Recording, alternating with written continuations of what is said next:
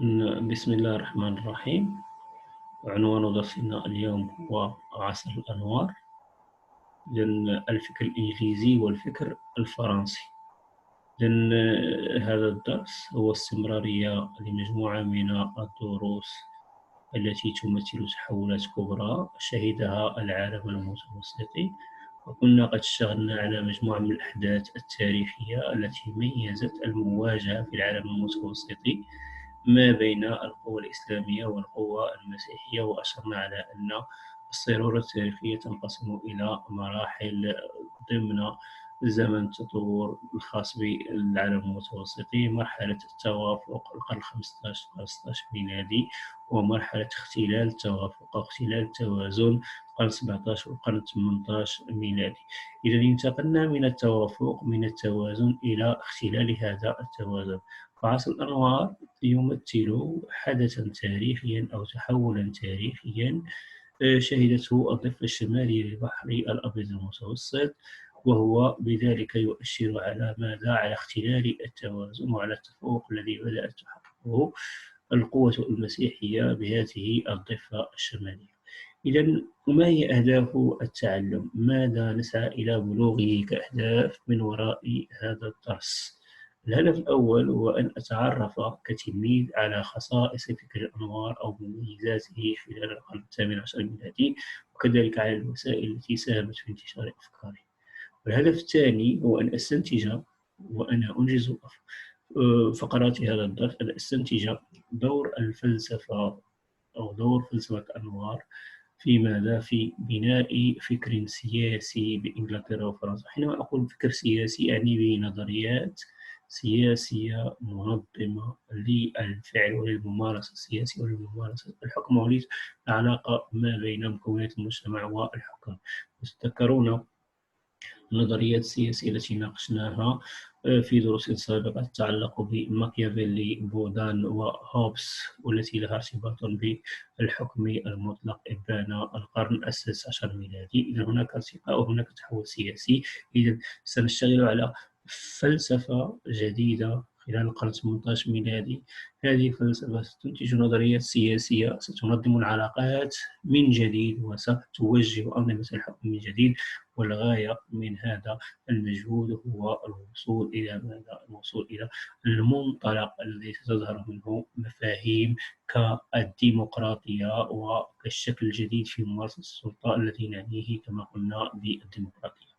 إذا المقدمة: عرفت أوروبا خلال القرنين السابع عشر والثامن عشر الميلادي بروز حركة فلسفية قادها مفكرون فرنسيون وإنجليز، وركزت هذه الحركة على بناء تصور جديد للمجتمع. فما خصائص هذه الحركة الفلسفية؟ ومن هم أهم روادها في إنجلترا وفرنسا؟ وما أهم تأثيراتها على الفكر السياسي في أوروبا خلال القرن الثامن عشر الميلادي؟ كيف ساهمت هذه الحركة في تطوير المجتمع الأوروبي وإرساء معالم الحداثة؟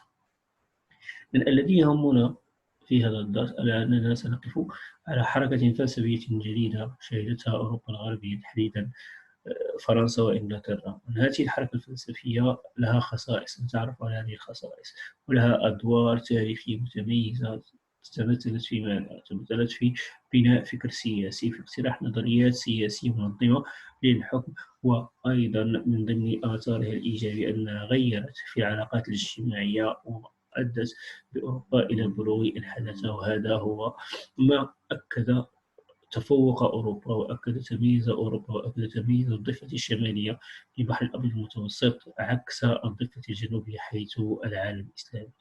إذا المحور الأول سنركز فيه على مفهوم عصر الأنوار وعلى خصائص عصر الأنوار وعلى وسائل انتشار أفكار الأنوار.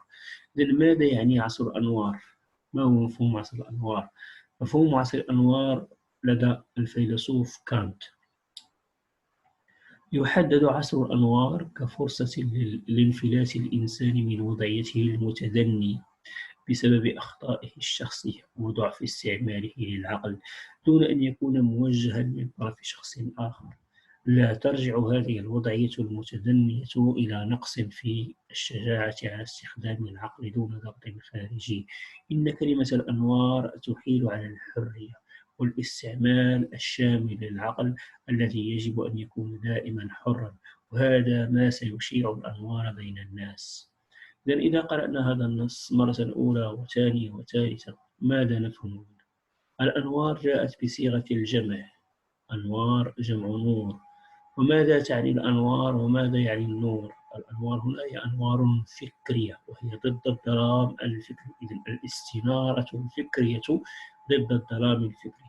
إذن كانت يساوي الأنوار بالحرية في استعمال العقل. الأنوار هي الاستعمال الحر للعقل في مجالات عديدة ومتعددة. إذن شمولية استعمال العقل بشكل حر، هذا هو تفسير كانت للأنوار.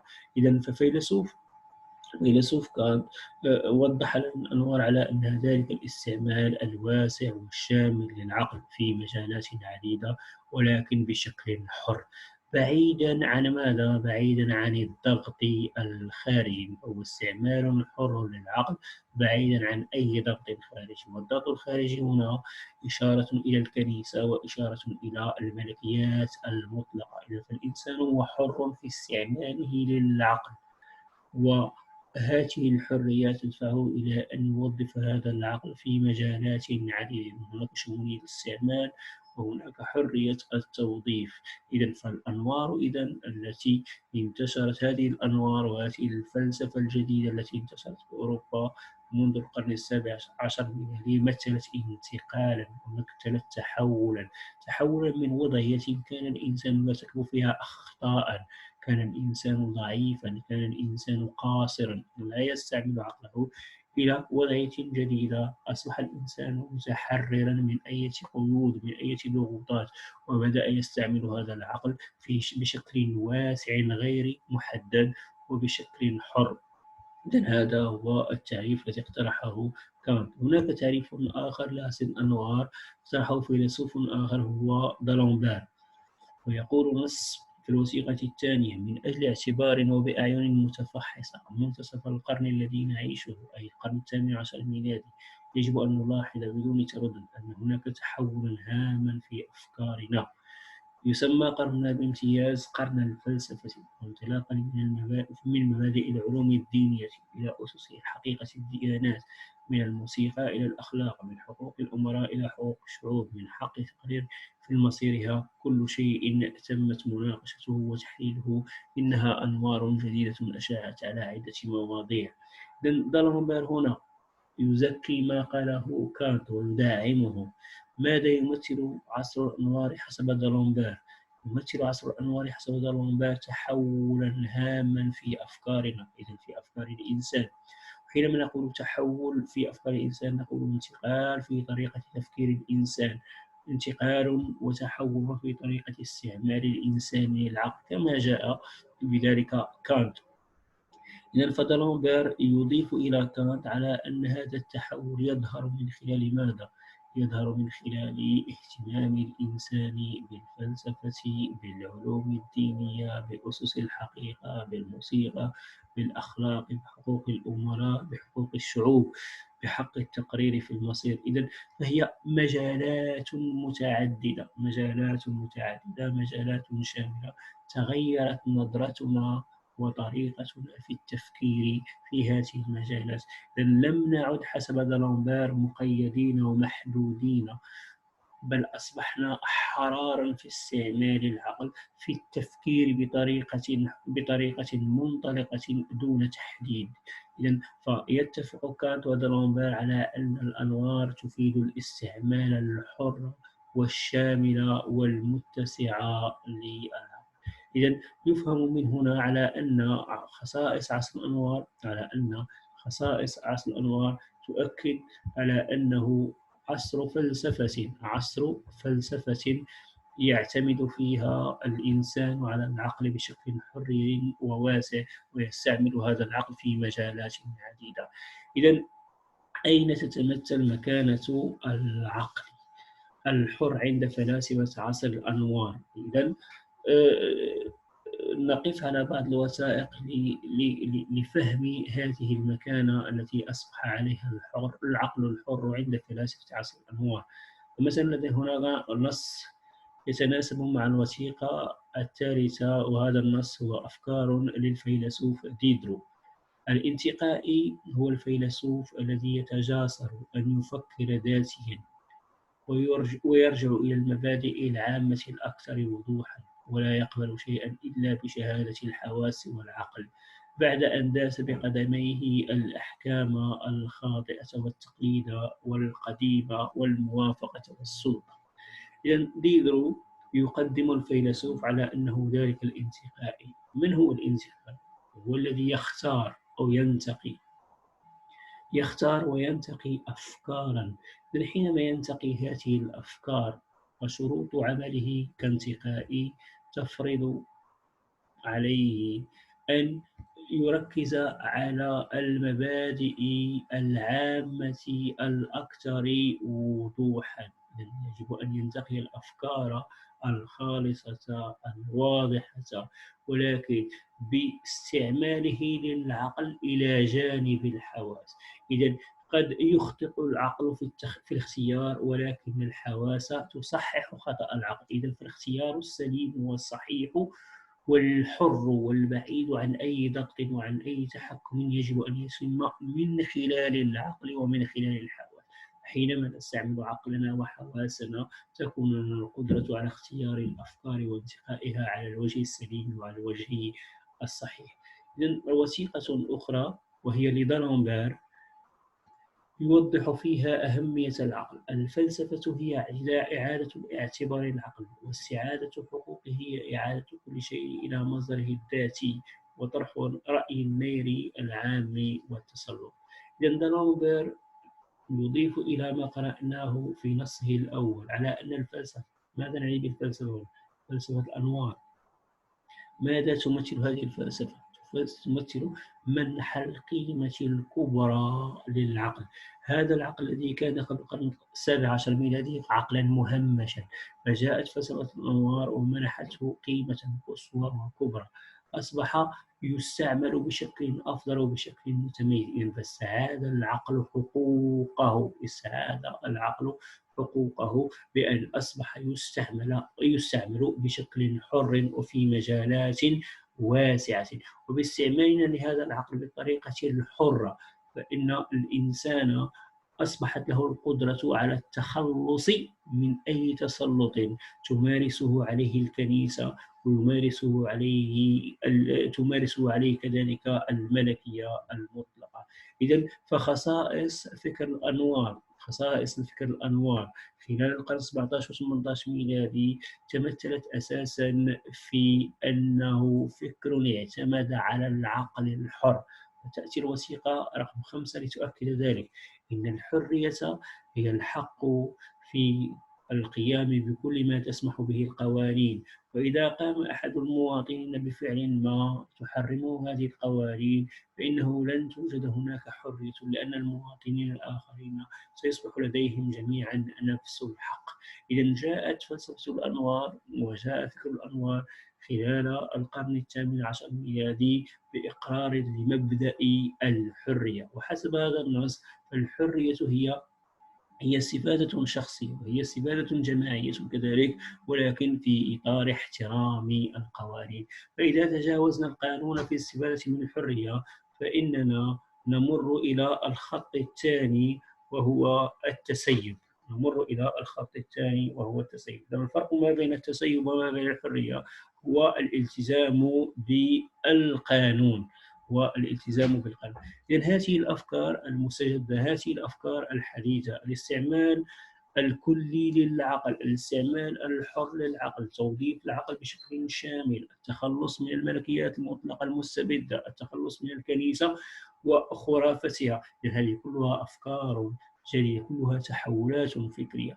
هذه التحولات الفكرية هي نتاج لفلاسفة، نظريات وأنتجها فلاسفة، ولكن هؤلاء الفلاسفة هم قلة قليل العدد. إذا لا بد لهذه الأفكار أن تنتشر ما بين عموم الناس، لا بد لهذه الأفكار أن تصل إلى كل مكونات المجتمعات الأوروبية. إذا هنا لا بد للفلاسفة أن يعتمدوا في نشر أفكارهم على وسائل. يعني الاستعمال الحر للعقل، التخلص من التشتت، التخلص من التسلط، هو نمط جديد في التفكير. هذا النمط الجديد في التفكير الذي سنخضع له كل العلوم، نخضع له كل الاهتمامات، لا بد أن يصل إلى عموم الناس. إذا لا بد في هذه النقطة أن نستعمل مجموعة من الوسائل لنشر أفكار عصر الأنوار. إذا فما هي الوسائل التي تم اعتمادها لنشر أفكار عصر الأنوار؟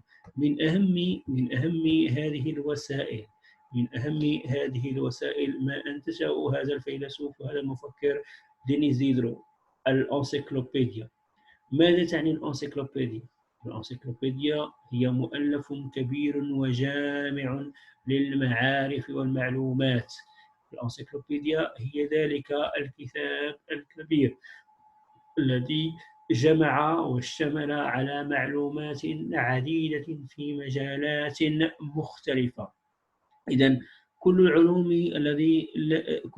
العلوم التي خضعت لاستثمار العقل الحر، لتفكير العقل الحر، كل المدارك، كل الأفكار المستجدة تم تدوينها في هذه الأنسيكلوبيديا. الأنسيكلوبيديا يجب أن تنتشر أفكارها بين الناس. إذا جمعنا فيها المعلومات لكي يسهل لاحقا نشر هذه المعلومات بين الناس. إذا كيف نستثمر هذه الأنسيكلوبيديا بمعلوماتها المتعددة والمتنوعة؟ إذا الوثيقة رقم 9 تبين لنا طريقة استثمار الأنسيكلوبيديا. إذا قراءة الأنسيكلوبيديا بصالون السيدة جوفريم في باريس سنة 1755. هذه السيدة هي تنتمي للطبقة الأرستقراطية. إذا منحت فرصة للمفكرين وللمهتمين بأن يجتمعوا في صالونها الفسيح.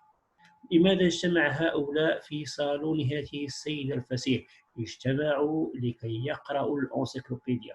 إذن حينما يقوم البعض بقراءة الأنسيكلوبيديا بمكوناتها العلمية المختلفة، البعض الآخر يناقش تلك الأفكار. إذن فمناقشة الأفكار، تداولها، قراءة الأنسيكلوبيديا هي فرصة لانتقال هذه الأفكار من الأنسيكلوبيديا من منتجها إلى عموم الحاضرين في هذه الجلسة وفي هذا الصالون. ولكن العملية لا تتوقف عند هذا المستوى، فهؤلاء العموم الذين حضروا إلى هذه الجلسة في هذا الصالون سيأخذون تلك الأفكار المناقشة، سيأخذون تلك الأفكار المقروءة من الأنسيكلوبيديا وسينقلونها إلى محيطهم، وبهذا ستنتشر أفكار عصر الأنوار. الوسيلة الثانية ما توضحه الوثيقة رقم 10. هذه الوثيقة توضح لنا مقهى في نهاية القرن 18 الميلادي. تهيأت مقاهي خلال ذلك الزمن كانت لها وظيفة واحدة، هي تنظيم لقاءات بين مفكرين ومهتمين وجلسات لهؤلاء المفكرين والمهتمين يقرؤون فيها ويتداولون فيها الأفكار ويتبادلون فيها النظريات. إذن بهذه اللقاءات تكبر الأفكار، يتم تبادلها، يتم إغناؤها، وتكون هناك فرصة لاحقة لنشرها بين عموم الناس. الوسيلة الثالثة وهي التي توضحها الوثيقة رقم 11. هذه الوثيقة هي عبارة عن مبيان يؤشر لمرحلة زمنية. المرحلة الزمنية هي ما بين 1715 1719 أي بداية القرن 18 الميلادي، والمرحلة الثانية 1750 1754 أي منتصف القرن الثامن عشر ميلادي. هناك مجالات مختلفة كان القراء يهتمون بها. إذا لدينا اللاهوت أي علوم الأديان، لدينا الحقوق والتاريخ، الآداب الجميلة والعلوم. إذن هناك اهتمامات تراجعت ما بين المرحلة الأولى والمرحلة الثانية. مثل اهتمامات اللاهوت، علوم الأديان التي تسيطر عليها الكنيسة والتي يغيب فيها العقل وتحضر الخرافة، تراجعت اهتماماتها. الحقوق، حين نتكلم عن الحقوق نتكلم عن الحريات، نتكلم عن متطلبات الفرد، عن متطلبات الفرد الذي كان يعاني الاستبداد في ظل الملكية والكنيسة. فهذه الاهتمامات تزايدت، هذا التخصص تزايد اهتماماته فيه. التاريخ تراجعت اهتماماته. لماذا؟ لغياب الوضوح، لغياب التوازن، لغياب الحق في تفسير هذا المجال. ثم الآداب الجميلة، إذا لم تعرف عرفت استقرار، ولكن العلوم شهدت ارتفاعا. هناك ارتفاع في الحقوق وارتفاع في العلوم وتراجع في اللاهوت وتراجع في التاريخ. إذن المجالات التي يغيب فيها استعمال العقل وتسيطر عليها الخرافة تراجعت. المجالات التي يغيب فيها المنطق تراجع اهتمام القراء بها، والمجالات التي يحضر فيها العقل ويحضر فيها المنطق هي التي ارتفعت الاهتمامات. إذن تجميعا لأفكار هذا الدرس، عصر الأنوار تحول فكري منح القيمة للعقل، منحه الأهمية، يعتبر استعمالا كليا للعقل بشكل حر في مجالات عديدة، شكل تجاوزا لسيطرة الأنظمة المطلقة ولسيطرة الكنيسة. ما هي الوسائل التي تم اعتمادها في نشر أفكار عصر الأنوار؟ الأنسيكلوبيديا، ذلك المجلد الكبير الجامع للمعلومات، تنظيم لقاءات من طرف بعض مكونات الطبقة الأرستقراطية، المقاهي، وكذلك الجرائد والصحف. إذن الأنوار تفيد الحرية في استعمال العقل. إذن بهذا نكون قد أنهينا المحور الأول من الدرس بمكونيه. إذن تعريف عصر الأنوار وإبراز خصائصه كمكون أول، ووسائل انتشار أفكار عصر الأنوار. إذن ولا يسعني إلا أن أقدم لكم جزيل الشكر، ولنا موعد